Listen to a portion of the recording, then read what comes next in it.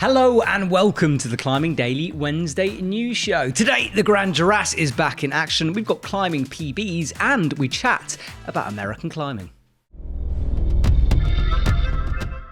Good morning, Terry. How you doing? Morning. How am I doing? Today's a disastrous day. Why is it a disastrous day? Everything that could have gone wrong went wrong. Give us a snapshot of your disastrous day. You hit your face skiing.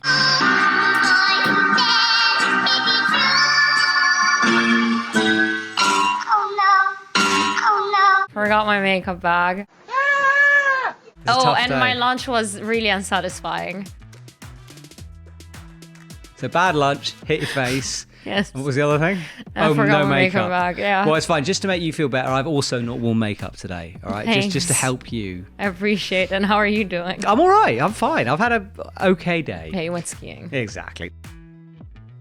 Let's crack on with some climbing news, and we're starting off with climbing PB from Allison Vest. Canadian climber Allison Vest has climbed the boulder Show Your Scars, an 8B plus climb. She is the first Canadian woman to climb the grade. It took her 10 sessions to tick the boulder, and she has an interview on 8A.nu talking about the send. This is her first 8B plus, and it was her goal for 2022, so we're excited to see what she can do next. So nice one, Allison. First Canadian woman to climb 8B plus, which is pretty cool. And she makes TikTok videos with Cara Condé, right? You've ruined it. I thought you were gonna stop at nice one, and I could have intervened with as nice as her TikToks. Tell me about the TikTok content. What are we expecting? They are just good and fun. But dancey or like no, climbery, just super strong. Like they just crush it. She's the roomie of Cara Condé. Okay. So it's like, you know, top female. You can show my climbers age. Out there. The fact that I automatically thought TikTok and I thought dancing. I was like, what is it? Dancing video? No. There we go. Just viral climbing, cool things. Anyway, I'm moving on to some other bouldering news, but this time I'm going to talk about 8Cs and a plus. As reported on 8A.nu, Italian climber Elias Yanyema discovered, brushed, and made the first ascent of Ganesh, an 8C plus / V16. It took him a total of 8 days to figure out the moves of the Cruxes, and then a total of 12 to 15 sessions to finally climb it on the 1st of February. Elias, in the past month, also climbed 2 other 8C boulders. There, made them Feldstanz, an 8C in Kironico, and Ninja Skills Sit Start, an 8C in Sobrio. He's in 8C plus top shape. Like toppy top shape. Yes. He just climbed 8Cs. So many of them in a month. All right. Anyway, what I'm trying to say is that, you know, like it takes a lot of time and stuff, and he just cruised them, sent them. In 1 month, 3 of them. I'm well impressed. That's the only thing I've got to say. I'm well impressed too. Deep insights from T there.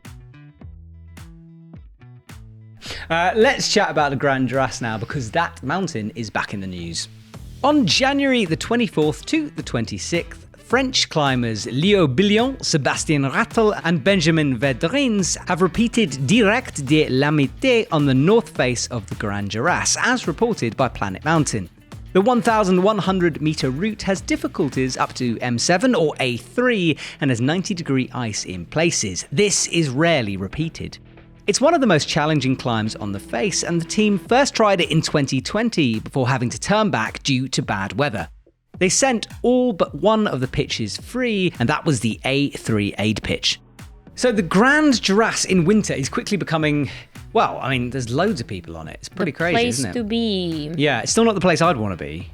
It's cold. So cold. So cold. I saw another, well, you told me about this other story. Faye climbed it as well. Yes, there was a women's team who did something on the south face, a repeat. Yeah, but like a rare repeat. It was like a third, fourth repeat of that route. Anyway, we're rambling about it, but yes, it's getting climbed a lot. Exactly. We might bring a bit more about that story in the future. But yeah, Grand Jorasses absolutely doing a business. Yes, but 90 degrees of ice means vertical ice. Horrendous, right? But isn't it meant to be a slab of ice? I don't know, dude. I haven't been there. It's safe steep. and fun. Is there such a thing as safe and fun? With Maybe. ice? Maybe. No?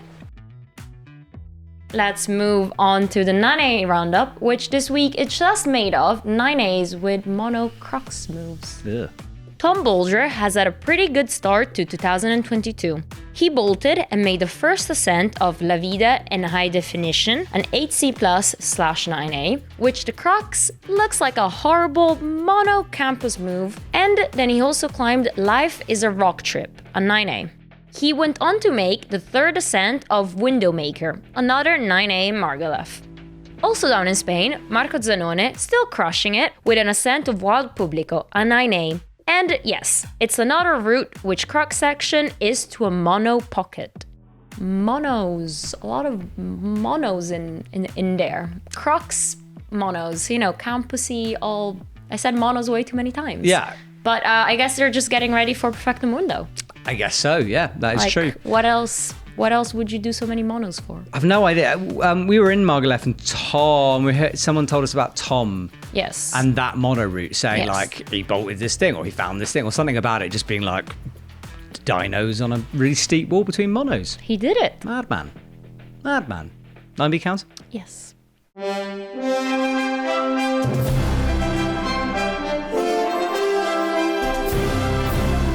Thank you to everyone who has sent us a spreadsheet about the 9B counts. We're getting lots of emails about people doing the work for us, which is fantastic. In Really? fact, yeah, let's put one on screen right now.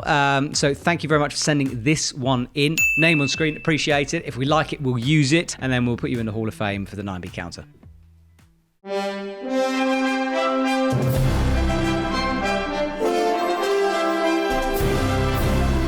Epic TV shop stuff now, and it's kind of time of year where I start wanting some shiny new gear as summer looms itself on the horizon. It's coming. It is coming. I don't believe you, but We're sure. not in winter anymore, it's summer. And Petzl has been restocked. They do fantastic gear. It's really, really good stuff. It's hard to sort of sell Petzl gear because it's just really good. Well, isn't it? Everybody has it. And if you're thinking of getting a new piece of kit, Petzl is one of those brands that it's always in the short list, isn't it? Yeah, it's the obvious, isn't it? Yeah. Look, if you want something that might not work, get something else. If you want something that works, get Petzl. There we go. Or, if you like the other orange. brands. If you like orange. That's always my orange and stick. white and black combos. That's Petzl. gray. They don't really do black. They do like They do black. I've got paranomics that are black. Yeah, but that's ice things. Right. doesn't General count. nice gear. is, Right. Orange or white. Orange. Or Anyway, grey. I wanted to talk to you about the 510 high angles. They're just back in stock, so get them. They're available from size 36 to size 48. So all the feet sizes, besides the really small ones. You're currently wearing a high angle, right? It's a high Yeah, angle but the Pro. Okay. So the orange tag instead of the green one. However, I do have the picture here on screen, and they look exactly the same. Besides of that, like. Yeah, the Pro's got What is like it a called? rounded edge on it, hasn't it? Yes. But not on the end, it's on the side. Yeah. Yeah, and the So- high angle, I reckon, is like all round shoe. Is it? I Not think the it's- new one. It I- doesn't have. It has a split midsole now. Yeah, but I think the Pro is more of an indoor shoe. Oh yeah, it's lovely indoors. Yeah, whereas the high angle normal, whatever that's called, is like High angle. for the world of rock as well as, I don't know. Oh, and it's also 25% off right now on the Okay. Epic TV shop. Very good. Get yourself a bargain. Now, every week we try to have a little conversation about something interesting that's in the news, and something caught our attention, which was a snippet of an article on 8a.nu from a guy called Alex, let's call him Alex Pinchuk, who's got a bigger article. A whole website dedicated to statistics of climbers. Oh, you must love this website. Yeah, it's very well done. Is it your new home screen? Log in straight Not away, yet. straight there. Yeah. One of the things he was looking at, and which they're discussing on 8A, is the fact that they looked at climbers from the USA, and then they looked at climbers from other countries in Europe. Okay, and there's more climbers from the USA climbing 9A plus, but there are more climbers from the USA doing that in Europe. So there are therefore more accessible 9A pluses in Europe. Interesting stats and figures. Go on, stat queen. What do you think of it all? I don't know. It feels a bit forced, to like pick apart countries and things like that. Because demographically, like the US is way bigger than Italy, France, Germany, blah blah blah. So saying that the best climbers are in the US because we have more. Yeah. Like, I don't know if it really makes sense. However, this article does bring up an interesting point that they have the stronger boulderers in the US, which is true. I mean, even Jakob Schubert went over to Red Rocks now to try Return of the Sleepwalker. Yeah, because it's saying that like there's more quality of rock boulders, but they're also saying that there's less sport climbing crags, so therefore Europe's got better sport climbing crags. It does. Have you ever been to America? No. No. I mean, the ideal rock trip, I'm trying to pitch it to EpicTV. Yeah. I don't know how that's going, but... Maybe it's something to do with the distances, because like, okay, for example, us traveling to Spain, right? Hour flight, couple of hours in the car, we're there. Like, it's half a day of travel, okay? Yeah. You could spend that in the USA just getting sort of alone. across a state, you know, like it's much, much bigger. So perhaps if you're going to travel to do 9A pluses and you're American, you go to Europe because you're just like, they're all there. It was, though, implying, which I thought was a bit cheeky, they might be right, that grades in Europe might be a bit softer. So what? Well, okay. I mean, even Chris Sharma came over here to set 9As up. Yeah.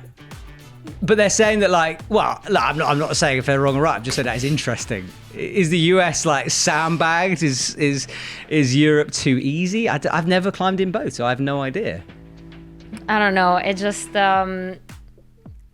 it's a geeky thing to look into, I suppose. But in the end of the day, I think it's a bit savage to just say, no, X climbers from this country are better than the rest. But stats, because of conditions. Stats don't and lie. blah, blah, blah. I mean, statistically, that's true, right? So, like, factually, US is demographically bigger. You're happy that US climbers are better than European climbers? Which side are you on? I don't know. I just enjoy winding you up a bit. Did you vote for Brexit? How dare you? How dare you? That is a vicious lie. No, it's an interesting article. Like, I think stats are always fun with climbing because, like, I don't think we have as many of them as we do in other sports. Like, some sports are obsessed, like American football, obsessed with stats. Yeah, they put like chips in their shoes and stuff like that to see how hard they kick and stuff. Oh yeah, no idea. We should do it with climbing. How hard can you dyno? I thought it was an interesting article. I just wanted to bring it up to see your opinion back home, basically. Do comment down below and let us know. Is the article miles off? Are the stats wrong? Do you agree with them? Because, I mean, I'm someone who's only climbed in Europe. I haven't climbed in America yet. Can't wait to, but I haven't done it yet. So I don't know. So let us know down below. EpicTV Media, and this week on the EpicTV main channel, we have a new series, and it's called the Vintage Ice Rock Tour.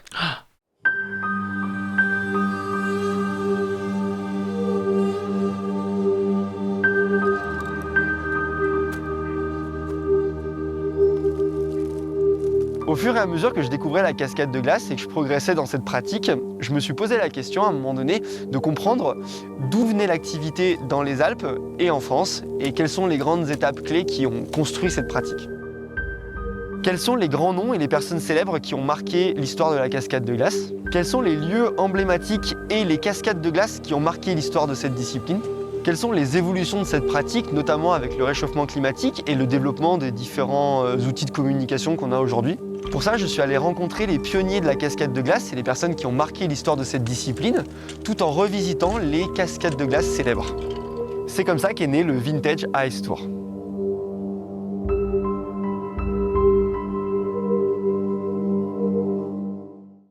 So this video is dropping this Thursday. So check it out. It looks really promising, very icy, and like new topics, you know, like global warming. Because of that, there's less ice. So maybe this is the last year that we, you know, can feel something like this. Ever see ice, yeah. But the Vintage Rock Tour's already been done. So this is like... By Sebois. I think it's still ongoing though. So this is similar but with ice? Yes. Awesome. I'm down with that.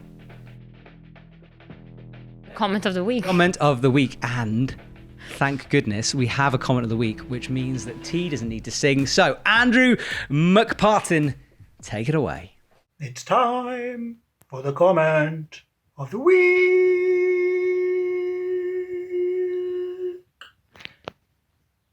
Time for T's comment of the week. Very, very good. If you want to join in and stop us singing, send your comment of the week to climb@epictv.com or drop us a DM on Instagram. And while you're doing all those things, make sure you smash the like button and subscribe and all that. You got your comment, T? I do. Do you have yours? I do. Okay, so my comment is from Tomato on Tour. I didn't know tomatoes went on tour. Oh, they do. Yeah. Rave it up. He says, it was easy to miss this week, but Jakob Schubert is currently trying Return of the Sleepwalker. We did see it. Yeah. It was our morning gossip. We just didn't say it in a news show. That's true. We didn't think it was news yet, did Yeah. we? It was just there. But then we're honestly waiting for the Climerisms video of that clip of Jakob Schubert welcoming Adam Ondra to the Mammut family. And that was in the yes. comments as well. So yeah, that was a big change in the climbing sponsor world. I like how you dropped the biggest piece of climbing gossip of the week and we haven't even talked about it. Yeah, Adam Ondra. Ondra's gone to Mammut, hasn't he? Yeah, Swiss brand. Swiss brand. Yeah, it's good stuff. I know. It's quality gear. It It's is. good. I have nothing to say against Mammut. I really I like love Mammut. it. Can't afford We it, don't- but I love it. It's not Good cheap. color schemes. Yeah, it is. It's really good. I mean, we're Arc'teryx sponsor for goodness sake. We're okay. Yeah, true. But yeah, Mammut, lovely stuff. Ondra, yeah, moving to Mammut. So that'll be interesting for the future. My comment is from Climbing Chef. And he was talking about kids, lactic acid, all the rest. That doesn't matter. What made me laugh is how we started it, which is, I know as a fact. I reckon that anyone who has to say, I know as a fact before a statement, it's probably not a fact. It's one of those things you say to like make yourself seem like it is a fact. However, Climbing Chef, it might be a fact. And if it is a fact, fair play. I just maybe giggle. What's the comment? Oh, who cares? It's something about children up to puberty don't build up as much lactic acid. Thus, he's got thus in there as well, this dude. Thus, they ain't get pumped that fast. Thus, they ain't get pumped that fast. So it started off really well, this comment, didn't it? Climbing Chef, I believe your fact, mate. I believe it.